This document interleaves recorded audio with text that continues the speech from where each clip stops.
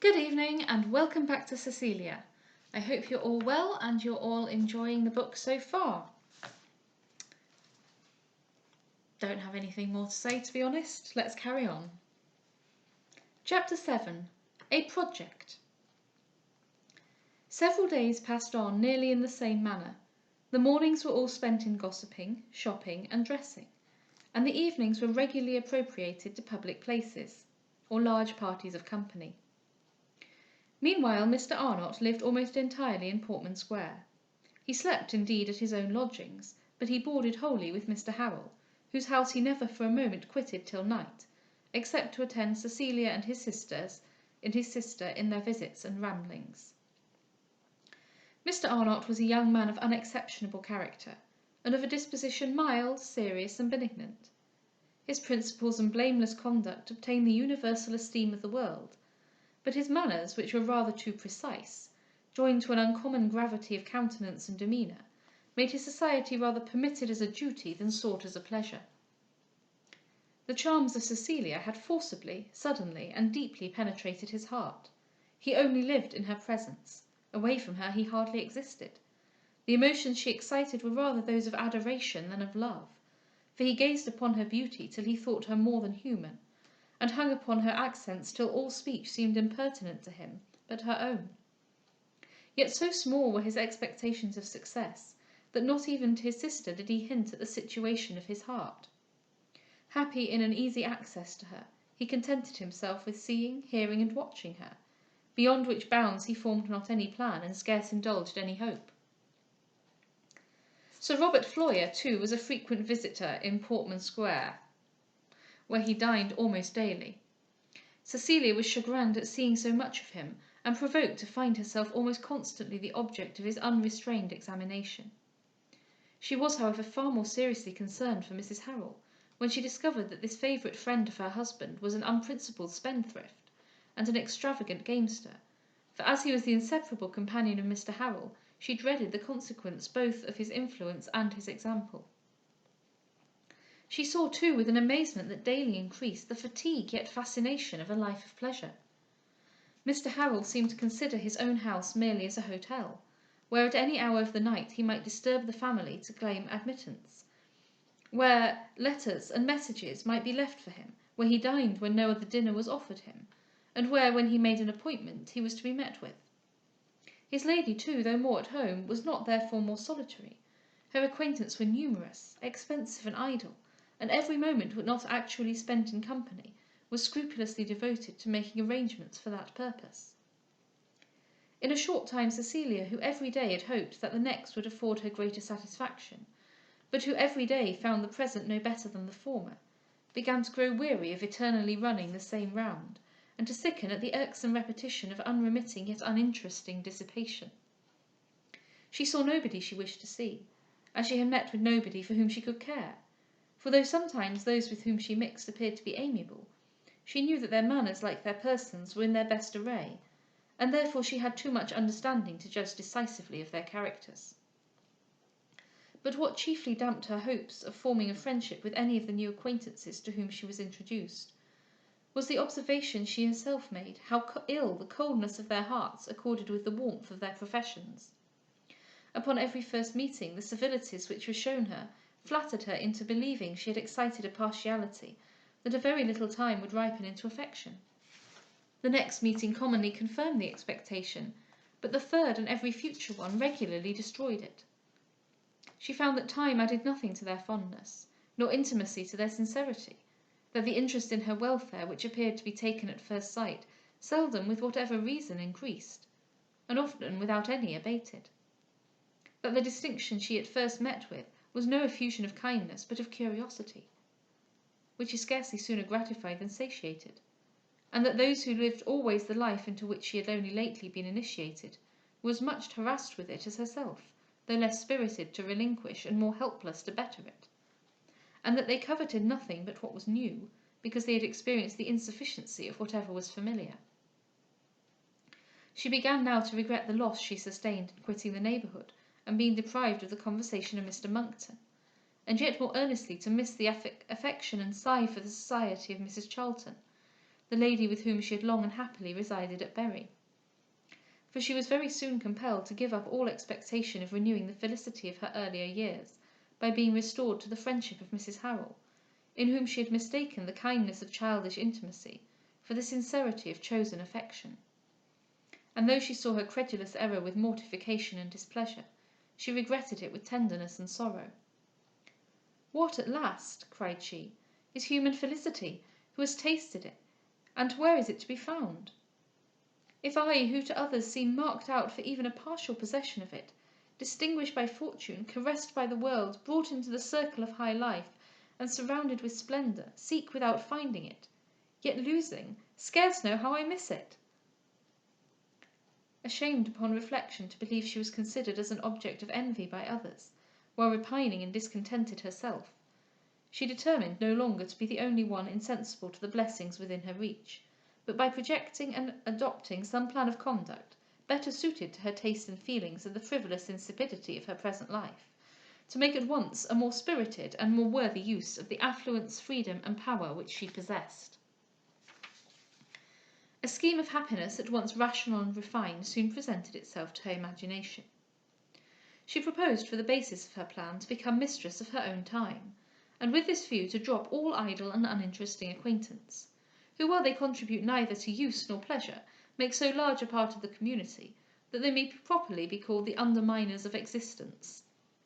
She could then show some taste and discernment in her choice of friends, and she resolved to select such only as by their piety could elevate her mind, by their knowledge improve her understanding, or by their accomplishments and manners delight her affections. This regulation, if strictly adhered to, would soon relieve her from the fatigue of receiving many visitors, and therefore she might have all the leisure she could desire for the pursuit of her favourite studies, music and reading.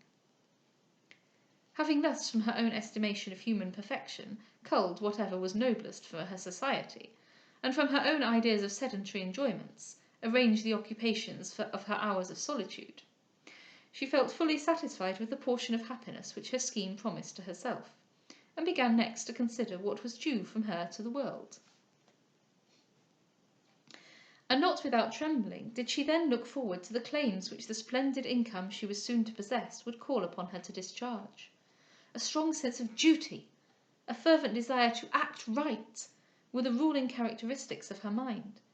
Her affluence she therefore considered as a debt contracted with the poor, and her independence as a tie upon her liberality to pay it with interest. Many and various, then, soothing to her spirit and grateful to her sensibility, were the scenes which her fancy delineated. Now she supported an orphan, now suffered the sorrows of a widow, now snatched from iniquity the feeble trembler at poverty, and now rescued from shame the proud struggler with disgrace. The prospect at once exalted her hopes and enraptured her imagination. She regarded herself as an agent of charity, and already an idea anticipated the rewards of a good and faithful delegate. So animating are the designs of disinterested benevolence, so pure is the bliss of intellectual philanthropy. Not immediately, however, could this plan be put in execution. The society she meant to form could not be selected in the house of another, where though to some might show a preference, there were none she could reject, nor had she yet the power to indulge according to the munificence of her wishes, the extensive generosity she projected. These purposes demanded a house of her own, and the unlimited disposal of her fortune, neither of which she could claim till she became of age. That period, however, was only 8 months distant, and she pleased herself with the intention of ameliorating her plan in the meantime, and preparing to put it into practice. But though in common with all the race of still expecting man, she looked for that happiness in the time to come which the present failed to afford, she had yet the spirit and good sense to determine upon making every effort in her power to render her immediate way of life more useful and contented. Her first wish, therefore, now was to quit the house of Mr Harrel, where she neither met with entertainment nor instruction, but was perpetually mortified by seeing the total indifference of the friend in whose society she had hoped for nothing but affection. The will of her uncle, though it obliged her while under age to live with one of her guardians, left her at liberty to choose and to change amongst them according to her wishes or convenience. She determined, therefore, to make a visit herself to each of them, to observe their manners and way of life, and then, to the best of her judgment, decide with which she could be most contented, resolving, however, not to hint at her intention till it was ripe for execution, and then honestly to confess the reasons of her retreat.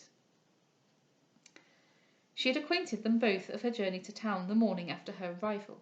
She was almost an entire stranger to each of them, as she had not seen Mr. Briggs since she was 9 years old, nor Mr. Delvile within the time she could remember. The very morning that she had settled her proceedings for the arrangement of this new plan, she intended to request the use of Mrs. Harrel's carriage, and to make without delay the visits preparatory to her removal. But when she entered the parlour upon a summons to breakfast, her eagerness to quit the house gave way for the present to the pleasure she felt at the sight of Mr. Monckton, who was just arrived from Suffolk. She expressed her satisfaction in the most lively terms, and scrupled not to tell him she had not once been so much pleased since her journey to town, except at her first meeting with Mrs. Harrel. Mr. Monckton, whose delight was infinitely superior to her own, and whose joy in seeing her was redoubled by the affectionate frankness of her reception, stifled the emotions to which her sight gave rise, and denying himself the solace of expressing his feelings, seemed much less charmed than herself at the meeting, and suffered no word nor look to escape him beyond what could be authorized by friendly civility. He then renewed with Mrs. Harrel an acquaintance which had been formed before her marriage, but which he had dropped when her distance from Cecilia, upon whose account alone he had thought it worth cultivating, made it no longer of use to him. She afterwards introduced her brother to him, and a conversation very interesting to both ladies took place, concerning several families with which they had formerly been connected, as well as the neighbourhood at large in which they had lately dwelt. Very little was the share taken by Mr. Arnott in these accounts and inquiries. The unaffected joy with which Cecilia had received Mr. Monckton had struck him with a sensation of envy as involuntary as it was painful. He did not, indeed, suspect that gentleman's secret views. No reason for suspicion was obvious, and his penetration sunk not deeper than appearances. He knew, too, that he was married, and therefore no jealousy occurred to him. But still she had smiled upon him, and he felt that to purchase for himself a smile of so much sweetness, he would have sacrificed almost all else that was valuable to him upon earth. With an attention infinitely more accurate, Mr. Monckton had returned his observations. The uneasiness of his mind was apparent, and the anxious watchfulness of his eyes plainly manifested whence it arose. From a situation, indeed, which permitted an intercourse the most constant and unrestrained with such an object as Cecilia, nothing less could be expected, and therefore he considered his admiration as inevitable. All that remained to be discovered was the reception it had met from his fair enslaver. Nor was he here long in doubt. He soon saw that she was not merely free from all passion herself, but had so little watched Mr. Arnott as to be unconscious she had inspired any. Yet was his own serenity, though apparently unmoved, little less disturbed in secret than that of his rival. He did not think him a formidable candidate, but he dreaded the effects of intimacy, fearing she might first grow accustomed to his attentions, and then become pleased with them. He apprehended also the influence of his sister and of Mr. Harrel in his favour, and though he had no difficulty to persuade himself that any offer he might now make would be rejected without hesitation, he knew too well the insidious properties of perseverance to see him without inquietude situated so advantageously. The morning was far advanced before he took leave, yet he found no opportunity of discoursing with Cecilia, though he impatiently desired to examine into the state of her mind, and to discover whether her London journey had added any fresh difficulties to the success of his long concerted scheme. But as Mrs. Harrel invited him to dinner, he hoped the afternoon would be more propitious to his wishes. Cecilia, too, was eager to communicate to him her favourite project, and to receive his advice with respect to its execution. She had long been used to his counsel, and she was now more than ever solicitous to obtain it, because she considered him as the only person in London who was interested in her welfare. He saw, however, no promise of better success when he made his appearance at dinner time, for not only Mr. Arnott was already arrived, but Sir Robert Floyer, and he found Cecilia so much the object of their mutual attention, that he had still less chance than in the morning of speaking to her unheard. Yet was he not idle. The sight of Sir Robert gave abundant employment to his penetration, which was immediately at work to discover the motive of his visit. But this, with all his sagacity, was not easily decided, for though the constant direction of his eyes towards Cecilia proved at least that he was not insensible of her beauty, his carelessness whether or not she was hurt by his examination, the little pains he took to converse with her, and the invariable assurance and negligence of his manners, seemed strongly to demonstrate an indifference to the sentiments he inspired, totally incompatible with the solicitude of affection.